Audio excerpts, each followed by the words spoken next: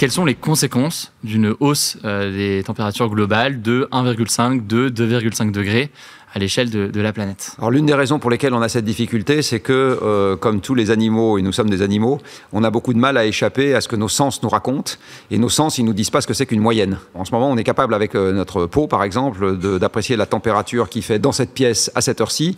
Et en ce moment même, on n'est pas du tout capable d'apprécier la température qu'il fait à Adélaïde, à Tombouctou ou à Brasilia. Donc, en fait, une moyenne, ça parle pas du tout à nos sens, on comprend pas. Alors, je vais prendre un premier exemple pour faire comprendre qu'une variation de température, même de quelques degrés, ça peut être massif. Si je prends votre propre corps, qui est un système complexe, très complexe, eh bien, si je modifie votre température intérieure de 1,5 degré et que j'attends suffisamment longtemps, vous allez finir par mourir. D'accord ? Parce que vous ne pouvez pas vivre indéfiniment à 38,5. Eh bien, pour le système climatique, c'est ça qu'il faut comprendre, c'est qu'en fait, un déplacement de moyenne de quelques degrés appliqué à un système complexe, en fait, ça engendre énormément de désordre et ça engendre localement des variations de température qui sont considérablement supérieures à la variation de la moyenne. Bon, là, une petite précision s'impose pour que tout le monde ait le contexte. Et je me permettrai de donner 2-3 éléments de contexte comme ça lors de l'interview pour que tout le monde puisse suivre. Ce dont parle ici Jean-Marc Jancovici, c'est donc d'une hausse de 2 degrés de la température moyenne de la planète par rapport à la période pré-industrielle entre 1850 et 1900. Selon les derniers éléments du GIEC, si le rythme actuel des rejets de CO2 reste constant, on pourrait arriver à plus 1,5 degré dès 2040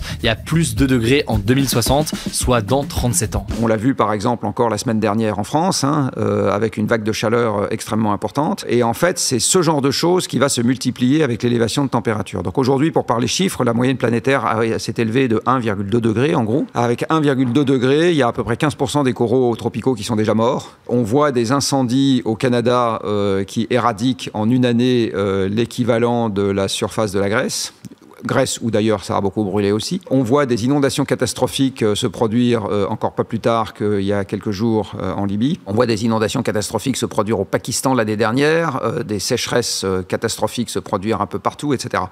Donc en fait, l'élévation de température en elle-même, elle ne nous dit rien, l'élévation de température moyenne.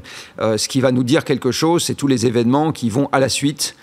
Et je pourrais parler des zones endémiques de certaines maladies qui sont en train de se déplacer. Je pourrais parler de l'affaiblissement des récoltes. Les Espagnols, par exemple, ils vont perdre 80% de leur récolte de céréales cette année. D'accord. Donc là, on parle plus de 1 degré, on parle de 80% de ce qui pousse dans les champs qui pousse plus. Bon. Donc c'est ce genre de choses qui va se multiplier, et à 1,5 degré, on aurait ça en encore amplifié.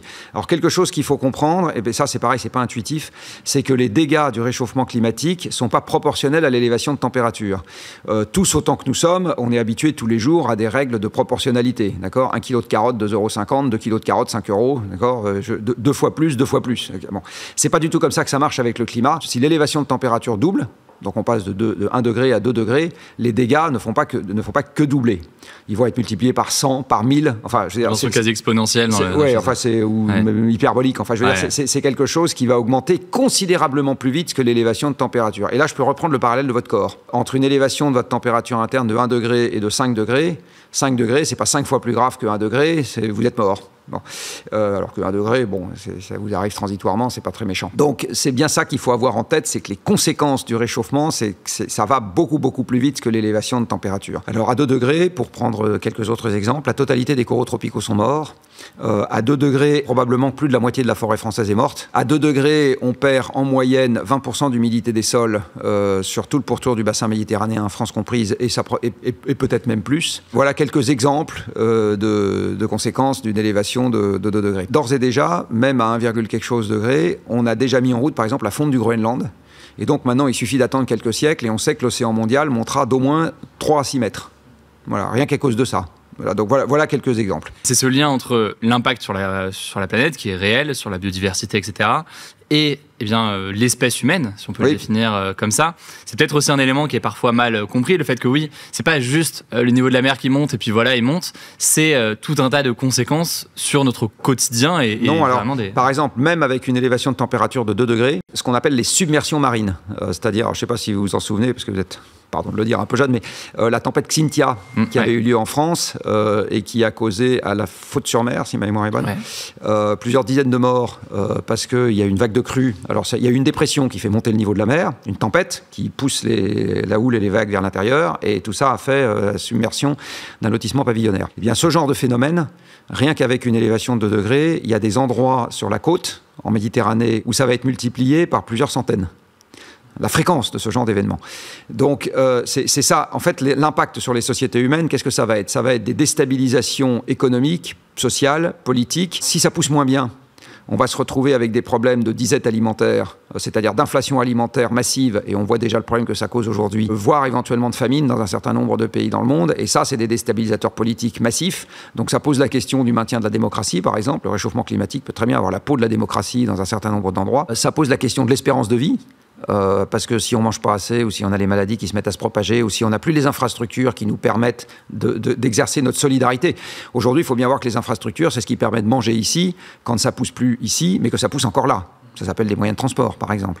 Eh bien, dans un monde dans lequel les infrastructures sont très affaiblies, parce qu'il y a des perturbations externes en permanence, cette solidarité que nous avons et qui est un élément de résilience, qui permet aux gens de continuer à manger, à se déplacer, etc., va s'affaiblir.